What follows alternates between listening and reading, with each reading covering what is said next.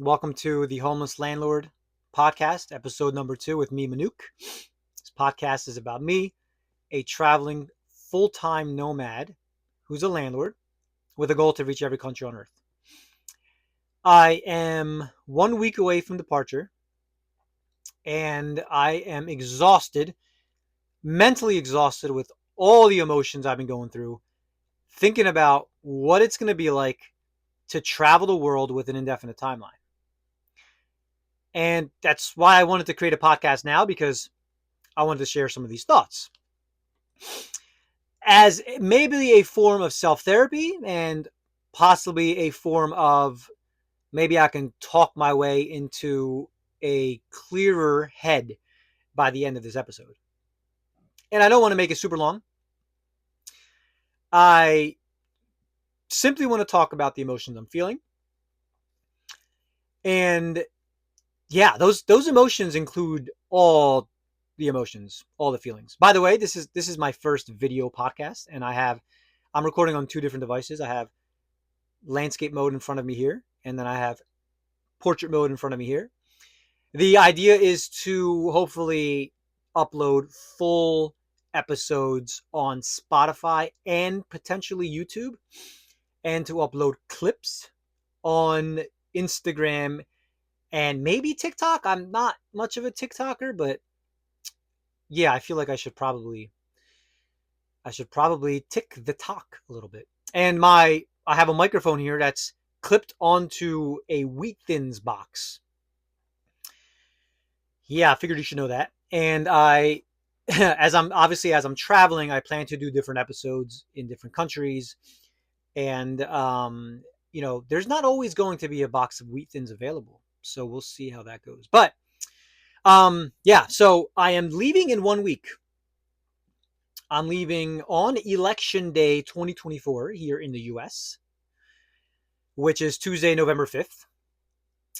I am taking a bus out of Philadelphia, my hometown, into Nueva York, and I'll be flying from JFK International to London, which I just realized I have an overnight layover. I do that all the time. I book flights without paying attention to anything. So why would you take travel advice from me anyway? Kidding, not kidding. But overnight layover in London, and then I'm going to land in Marrakesh, Morocco, which will be my 60th country. Again, at the time of this video, I've been to 59 countries and 50 states. And I want to visit all 193 or 195 or 197, depending on the country count metric you're going with. Maybe I'll get into that at the end of this episode. I don't know. I'll see how I feel. I'm just going to go with the vibes.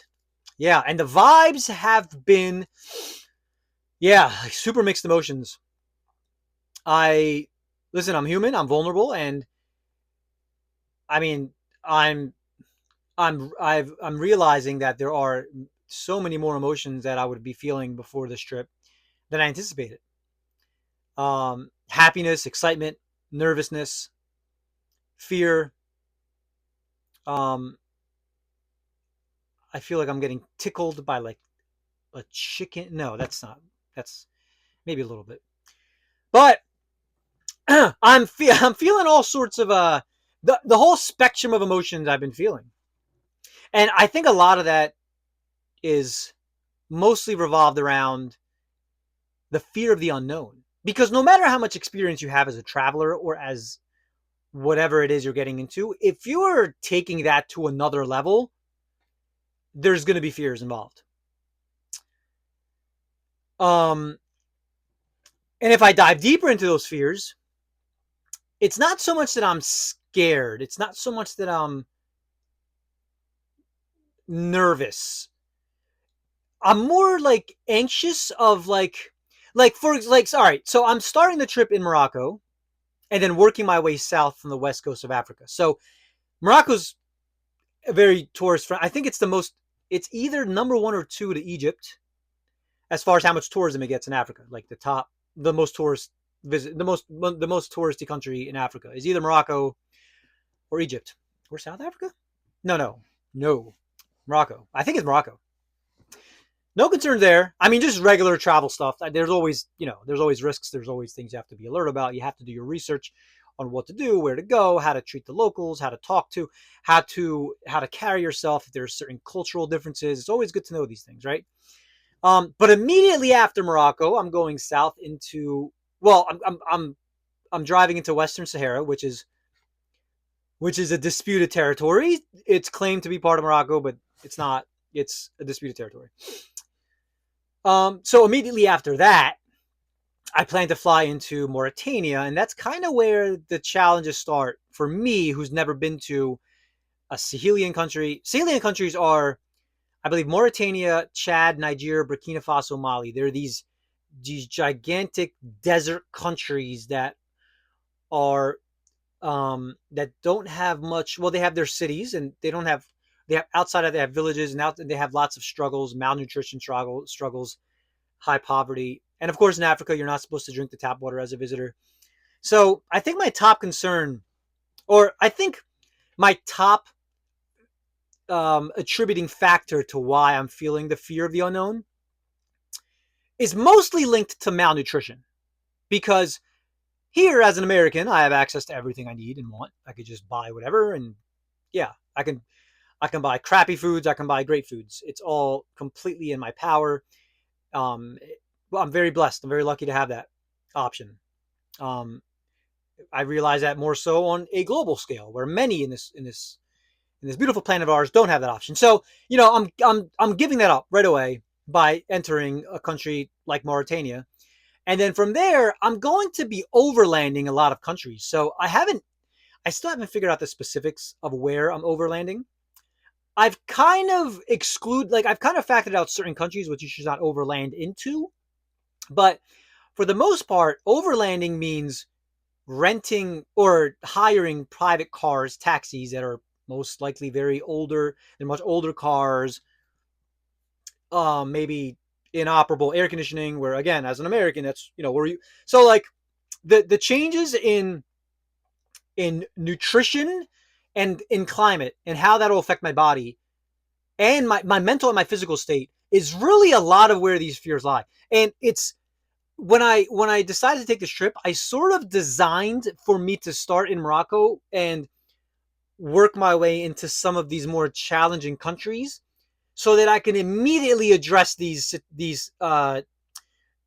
unknown circumstances and really test my willpower on whether or not I'm built to live this lifestyle. I've done 80 days across Europe. I've done 277 days across the U.S.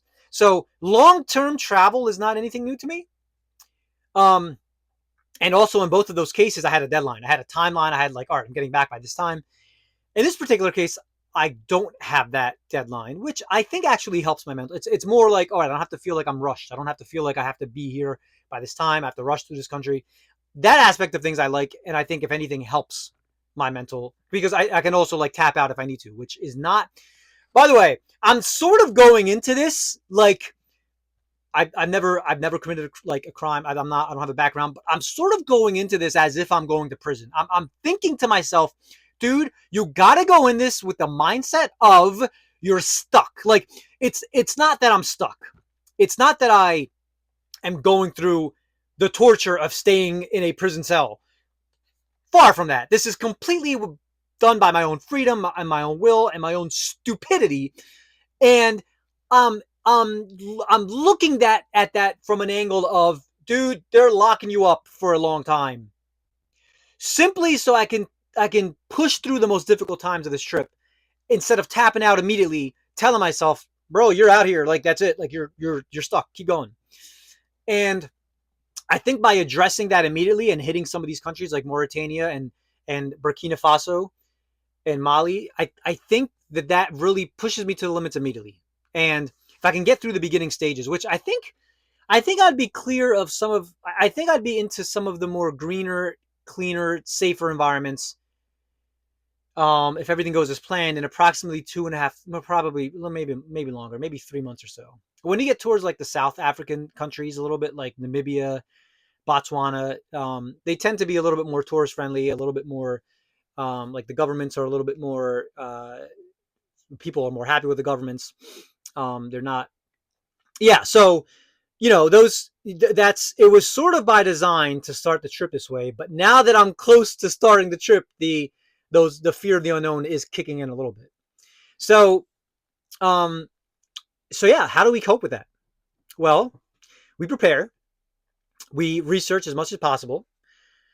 Some of those things I've been doing to research, obviously blogs.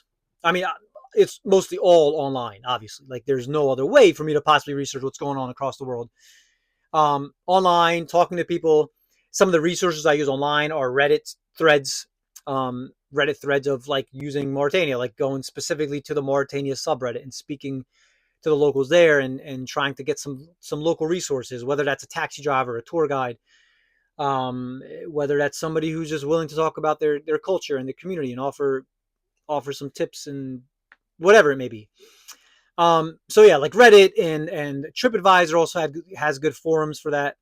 Um, yeah, and simply just sort of researching and doing as much as you can to get the pulse of the place you're going to, especially if it's a place that is not set up, that just doesn't have the infrastructure for lots of tourism. Um, so yeah, being a week away, those feelings are kicking in. But I know that once I'm out there, once I'm in the groove of things, I think I don't know. I don't know anything. I'm not a guy that knows stuff. So I think and I hope and I pray that once I'm out there and I'm in the groove of things, that things will go uh, as good as they can. Um, it's when I took that 277 night trip across the U.S. It was so smooth. But this is not that. Um, this is definitely not that. Mauritania is not Kansas, and yeah, I'm so excited. Like, the things I'm actually going to be looking forward to doing and learning about the culture, trying the foods, exploring certain territories, I couldn't be more excited about. And just the fact that I don't have to come back. I can just keep. I mean, I don't have to come back at a certain time. I can just keep going, and that things are going to be handled here in terms of the landlording stuff for the most part. I'll still be doing some things from overseas for sure. I'll still be involved. But yeah, and then trying to focus on staying on that goal of getting to every country within $100,000 and like averaging about $500 per country, which is something I'm very keen on. And I mean, again, some countries will be more expensive than others. Like Morocco, I spent $215 on a one-way ticket. Um, it's finding these deals and using Google Flights and Skyscanner and like using a VPN to change your location to try to find cheaper flights. There's so many different tactics, things you can use, using credit card miles, opening up credit cards. I have a lot of credit cards, and I, personal and business, and I open up at least two a year, and I take advantage of the welcome miles or bonus that they offer. Spend X amount of money and get X amount of points, and I book a lot of flights like that. So these are things that are going to be at the forefront during this trip. Trying to do things efficiently, financially efficient, and both in a reasonable timeline, to where I'm leaving every country satisfied. Like, I did as much as I wanted to do. I've contributed to my own personal goals, and maybe I've been able to make a difference. I love meeting locals and having conversations, and who knows where that could lead to. Um, Opening doors, and yeah. So, um, 1 week ago, I was 2 weeks away from leaving, and now I'm 1 week away from leaving. So 1 week ago are when these feelings really started to kick in, and they were tough in the beginning. But now I'm coping. Now I'm starting to realize that, like, dude, you're good. You're well traveled. You know how to get through situations. We can adapt to things, and these are all things you need. Like, look, I'm a regular dude who's got an insane dream in mind, and I can't stop until I hit that goal. And literally anybody can do that. But in order to get to that point where you have something that means so much to you that you're willing to do almost whatever it takes to get there, you have to understand your own value. You have to have self-respect and self-worth.